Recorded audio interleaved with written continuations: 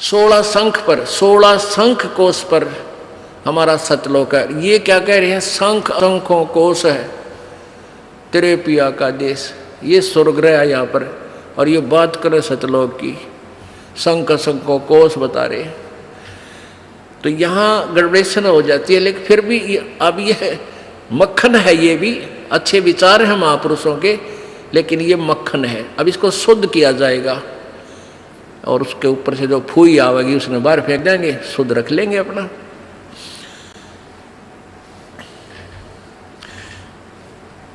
बिन सतगुर ना पाइए घर अपने कीरा बिल्कुल के, और संता शरण लाग के तू सुरत शब्द समा। अब ये राधा स्वामी पंथ में एक गाटा जोड़ रहे हैं, बस सुरत शब्द का अभ्यास कर ले, सुरत शब्द का अभ्यास कर ले। और कैसे 2.5 घंटे सामने बैठे, 2.5 घंटे सुबह नो आकड़ गए, इन्हें ना तो सुरत का बेरा ना शब्द का बेरा, और कैसे सुरत शब्द अभ्यास होता है ये भी ना पता इनको। कहते झूठा ज्ञान ध्यान कहाँ लाओ, ये बाद विदा चतुराई। थारा ज्ञान नहीं करने का नहीं, तुम कहाँ ध्यान लगाओगे। और परमेश्वर कबीर जी की वाणी है कि कह कबीर सुनो भाई साधो, ये शब्द गुरु चित चेला रे।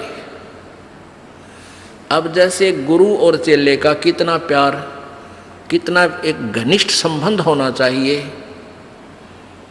कह कबीर तुम चरण चित राखो, जो सुई में डोरा रे। कितना बेस्ट उदाहरण दिया, एग्जाम्पल दिया भगवान ने, कि गुरु और शिष्य का इतना लगाव, इतना अपनापन होना चाहिए। जैसे सुई में धागा डाल दे, वो लटकता है, सुई के साथ ही लटकता रहेगा, और नीचे मार देगा ऐठो लकड़े को नहीं क्यों करेगी। तो ऐसे अपना लगाओ अपने सच्चे गुरु में, इत लगा लो। तो ये हुआ गुरु शिष्य का प्रेम, गुरु शिष्य का जो ना आपस में संबंध। जब हम यहाँ से जाएंगे तो आपकी यहाँ से मृत्यु होगी, तो आपको गुरुजी ही इतना लगाव होना चाहिए गुरुदेव में कि हमने जो कुछ नहीं चाहिए, परमात्मा गुरुजी आज्ञा पाओ मेरे। तो वो फिर ऐसे आप सीधे वहीं पहुंच जाओगे जहाँ आशा था वासा हुई। तो अब जैसे गुरु और शिष्य का ऐसे लगाव होना चाहिए जो सुई में डोरा रे। तो ऐसे कहा कि फिर शब्द गुरु चित चेला रे। जो मंत्र गुरु जी ने आपको दे दिया वो तो तेरा शब्द, और इस चित्त ने, इस मन ने उस शब्द जो मंत्र दे रखा है उसका चेला बना दे। इस मन को उस मंत्र का, इस सुरत शब्द समावे।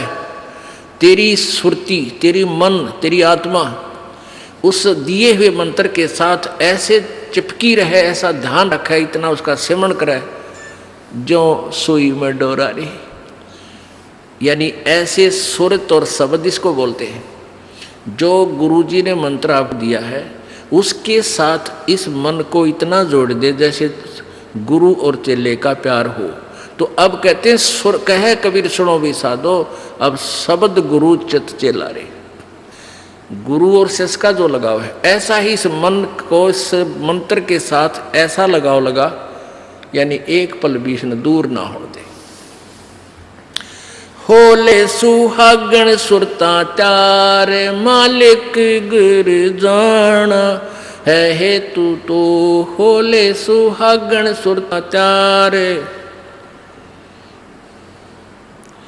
है तेरा सुन शिखर बरतार, मालिक गिर जाना।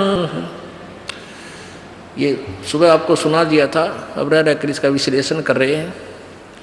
अब नित्यानंद जी, ये तो कबीर जी का अमाणी जो आगे आपको सुनाई जा रही है। इससे पहले संतों शरण लाग के सुरत शब्द समाह, शंख असंकों को से तेरे पिया का देश, और एक पलक में पाइए ले सतगुरु उपदेश। ये ठीक है कि एक पलक में पाइए ले सतगुरु उपदेश। अब 16 शंख कोश की दूरी पर सतलोक है पाताल लोक से, और पूरे संत से नाम लेने के बाद फिर देर नहीं लगे मालिक पाने की। लेकिन आपके अंदर आपके हृदय में ऐसी श्रद्धा मर्यादा अंतिम श्वास तक बनी रहे। सुन सलहली सैल है गगन मंडल के माँ, और प्रेम बिना पावे नहीं चाहे कोट समाधि ला। जब तक आपका प्यार मालिक नहीं उमड़ेगा, इतना भगवान मिले नहीं, और वर्क डन मिलेगा, किया कर्म अवश्य मिलेगा। जो साधना आप कर रहे हो, भक्ति कर रहे हो, दान कर रहे हो, ये मिल अवश्य, ये जरूर मिल जाएगा, लेकिन मालिक नहीं मिल पाओगा जब तक प्यार नहीं उमड़ेगा।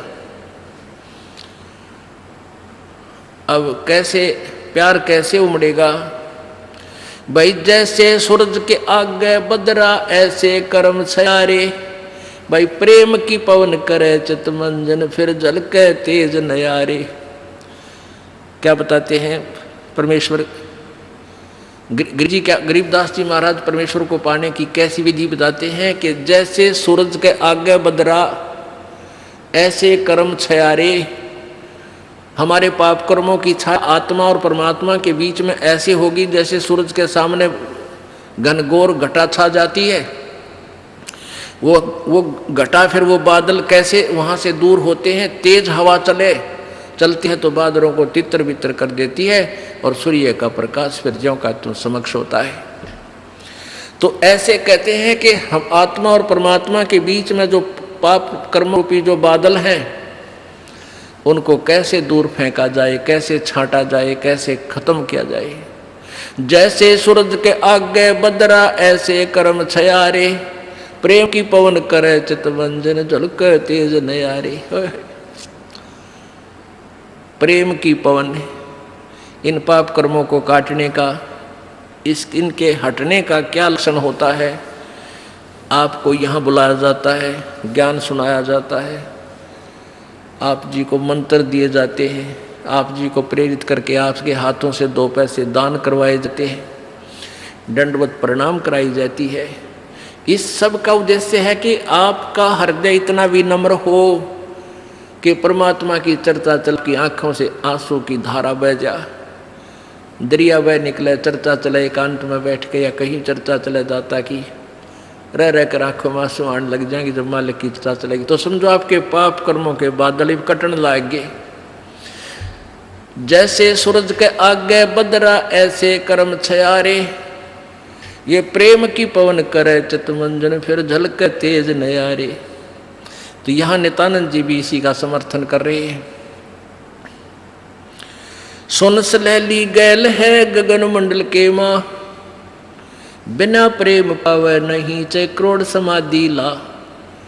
और जब तक मालिक में प्यार नहीं होगा, उसकी चर्चा सुनते ही आत्मा में ये झड़ नहीं लगेगा आंसुओं का,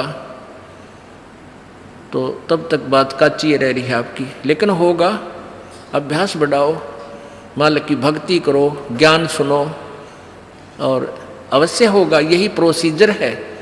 किसी के घने बादल हैं, किसी के थोड़े घने हुए भी इसी तरीके से हटेंगे, हवा चलती रहेगी, धीरे धीरे उनको इधर उधर कर दी।